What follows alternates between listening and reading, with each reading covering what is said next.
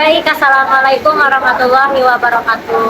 Waalaikumsalam warahmatullahi wabarakatuh. Alhamdulillah, sekarang kami akan melakukan diskusi agar pemikiran kami terbuka, agar pikiran kami lebih kritis bersama Kak Lalu Tati Alamsyah. Bagaimana Kak kabarnya Kak? Alhamdulillah baik. Gimana kabarnya? Alhamdulillah baik juga Kak. Alhamdulillah. Jadi pada video kali ini kita akan membahas tentang filsafat moralitas ya. Jadi banyak yang penasaran ya Kak ya, siapa sih tokoh-tokoh filsafat moralitas. Tapi yang saya sering dengar gitu ya, di filsafat moralitas itu ada namanya Takhimis Bayazid ya. Jadi siapa sih itu sebenarnya Takhimis Bayazid? Baik. Ya. Assalamualaikum warahmatullahi wabarakatuh. Waalaikumsalam.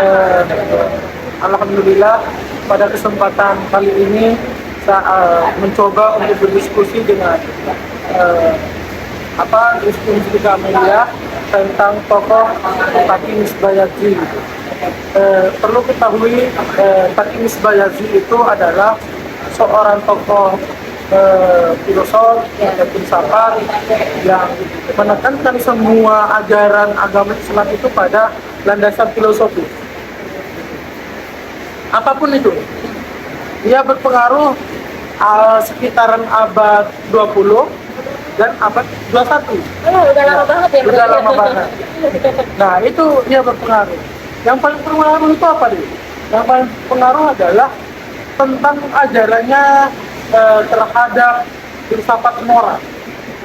Filsafat moral. Sehingga apa yang dia katakan yaitu dalam yang saya ketahui bahwa tujuan manusia gitu. Takarub ilahi. Takarub ilahi itu artinya Dekat kepada Allah ya. pendekatan pada Allah gitu. Artinya segala sesuatu yang dia pandang yang harus dilakukan oleh manusia adalah pendekatan pada Allah. Oh, Masya Allah, Allah ya Kak ya. Nah, kalau filsafat moral itu sendiri itu apa?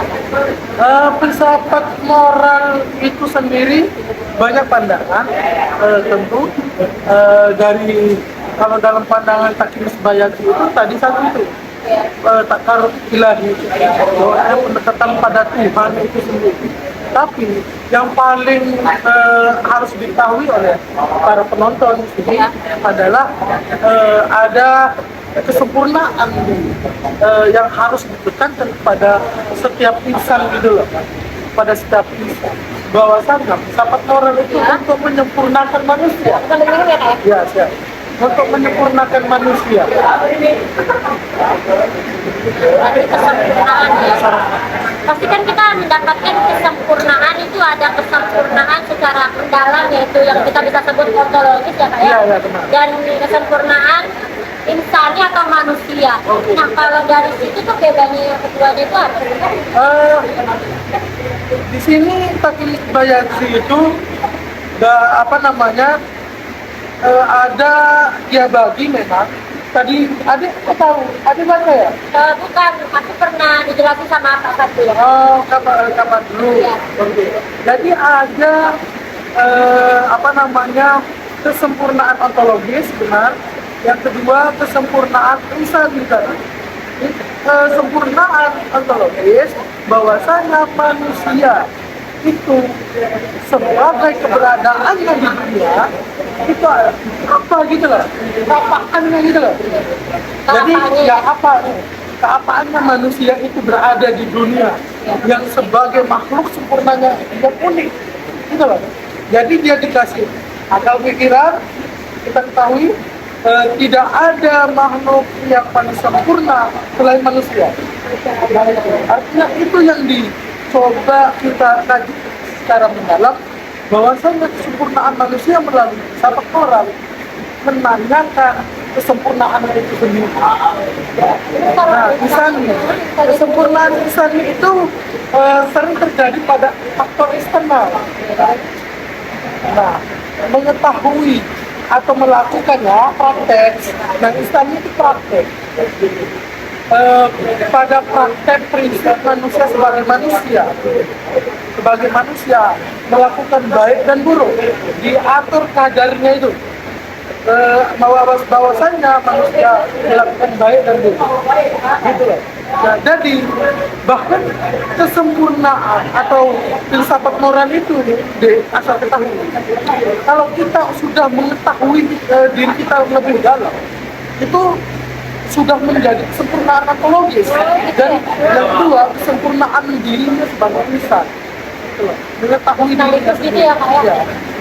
Ya terjawab sudah ya semua pertanyaan-pertanyaan yang sangat mengganggu pikiran kami, mengganggu pikiran aku ya, khususnya aku. Ya, waktu dijelasin secara universal sama Kak Pandu ya udah aku paham, tapi secara mendalam kan aku juga paham sama Kak Lalu. Terima kasih banyak ya, saya mungkin ada closing statement nggak dari saya? Tentang pendekatan taklim sebanyak dia, closing statement saya itu adalah kebahagiaan, kesempurnaan pada diri manusia itu adalah diatur oleh moral, diatur oleh tata krama, gitu. Diatur oleh tata krama, baik secara ontologis maupun insani. Bahwasanya kesempurnaan, kebahagiaan itu kita bisa dapatkan melalui apa yang menjadi praktek sosial kita di tengah masyarakat. Mungkin hanya itu yang bisa saya sampaikan. Mohon maaf dan terima kasih. Sebaliknya terjawab juga rasa penasaran aku sama selama ini ya, kayak nah ada closing statement nggak dari saya?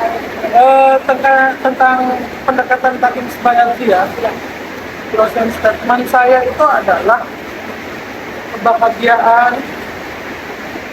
kesempurnaan pada diri manusia itu adalah diatur oleh moral, diatur oleh tata krama, gitu.